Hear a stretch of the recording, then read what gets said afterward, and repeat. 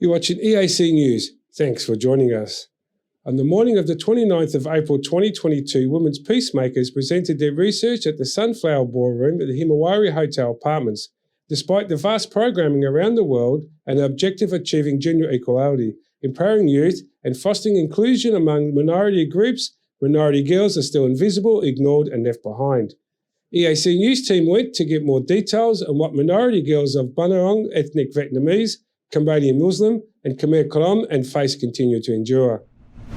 Making the Space, an event supported by Dan Mission, Voice and Pangaea Giving, is a groundbreaking contribution that provides a new knowledge at the intersection of gender, age, and identity. The research was conducted under lived experiences, perspectives, challenges, issues, inner hopes, and dreams of girls from 4 minority groups in Cambodia: Indigenous, ethnic Vietnamese, Cambodian Muslim, and Khmer Krom. Using a facilitative listening design methodology based on Cambodian homegrown information gathering and leverages on conversations that are participatory and driven by the same communities at the center of the study, Organic Conversations provided qualitative data for researchers to publish in their book titled Making the Space, Voices from the Girls of Cambodian Minority Communities. Sun Sraytoy said that she is happy to join this event as she has joined many events by women peacemakers in the past.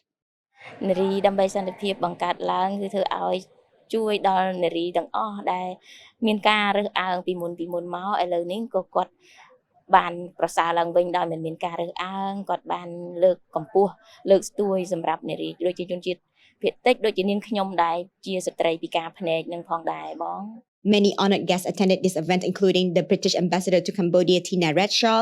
the Director General of the Ministry of Women's Affairs, Thay Chun Ha, the Country Director of Dan Mission and Voice, Peter Haram, UNICEF Officer Ren Riem, the lead researchers Lê Sain, Sun Hieng Tri, and Raymond Hima, and many of the girls from minority groups who participated in the research. The panel discussions were moderated by Miss Esther Pisay James. According to the presented research, many of the girls lacked education in their own indigenous languages, have received little to no support for higher education, have minimal or no sexual and reproductive health studies because the topic is considered taboo, lack transportation to go to school, face discrimination from other students, and have no financial resources for higher education. Additionally, some of the girls were found to have no legal documents to go to school or work in Cambodia, such as those who are ethnic Vietnamese. Overall, it was also found that societal norms largely dictate that girls do not need much education as they are just to get married and stay at home. Lê Sain, one of the lead researchers, is a Cham Muslim from Kampong Chnang province. She has seen and faced these difficulties and has worked to create a platform to give a voice to minority girls so that the next generations will not have to face the same difficulties. Soy Hieng Tri, the executive director of Women Peacemakers and one of the lead researchers, said that the more she continues to learn about the problems minority girls face, the more she wants to be a part of the solution. She says she wishes to not only create opportunities, but also provide the means to access those opportunities. UNICEF Officer Ren Riem said that UNICEF has formed programs on the development of human resources to teach 5 indigenous languages and create inclusive education plans with the Ministry of Education for persons with disabilities, including higher education in sign language and Braille. In addition to the panel discussions, a presentation of the research with minority girls and a new documentary on minority girls in Cambodia was shown. Singer-songwriter Sang Hieng performed her song Chom Nong, or Invisible Knot, which was inspired by the stories of women and written in order to raise awareness on gender-based violence against women.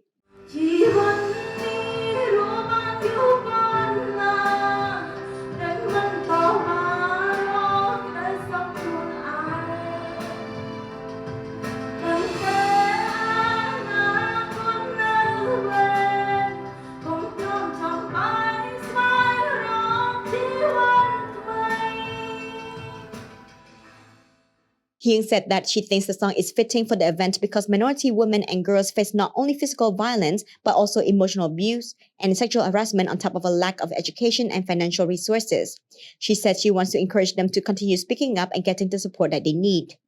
I felt the same way, that we were struggling about the financial and education and the opportunity, especially for the girl who living like a little bit far from the city. And because like sometimes, like I said this morning, like when we are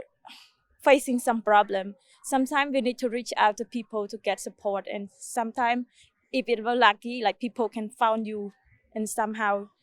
Sora, an indigenous student from Ratnagiri who currently resides with the Cambodia Indigenous Youth Association, said that he has witnessed the unfairness minority women face, like a lack of financial support for education, and he also recalled the case of the 2018 rape and murder of indigenous women. He said that he sees that many families did not support women to move far away from home. He hopes that this event will help shine a light on the issues faced by indigenous people and provide them with help that they need. ខ្ញុំផ្ទាល់គឺខ្ញុំចង់ពួកគាត់មានថាយកចិត្តទុកដាក់ទៅលើជនជាតិដើមភាគតិចផងព្រោះអីអ្នកដូចជាខ្ញុំអញ្ចឹងតើតើនៅការអប់រំគឺខ្ញុំខ្វះខាតច្រើនហ្មងតើតើដូចជាការកន្លែងស្នាក់នៅសម្ភារៈសិក្សាអាហារូបករណ៍អញ្ចឹងហើយសិស្សមួយចំនួនក៏គាត់បោះបង់ចោលដោយសារអត់មានអាហារូបករណ៍ដោយសារគ្រួសារគាត់ខ្វះធនធានក្នុងការគ្រប់គ្រងគាត់បន្តការសិក្សានៅភ្នំពេញបង Raymond Hima, one of the lead researchers, said that this project was born about 4 years ago during a conversation he had with his co-researchers.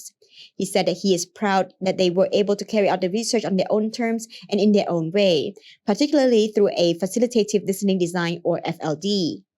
In the book he and his co-researchers published, it is quoted that FLD demonstrates that it is through the power of listening that we not only understand more, but also take control of our ability to transform and drive change towards a more inclusive future. Dr. Stacey B. Martin, a CBA SOAR researcher, has said that too often impacted communities are research subjects, but rarely are the producers of research themselves. She believes that the FLD approach is truly a groundbreaking method, as it ensures that subjects are not talked about, but talked with.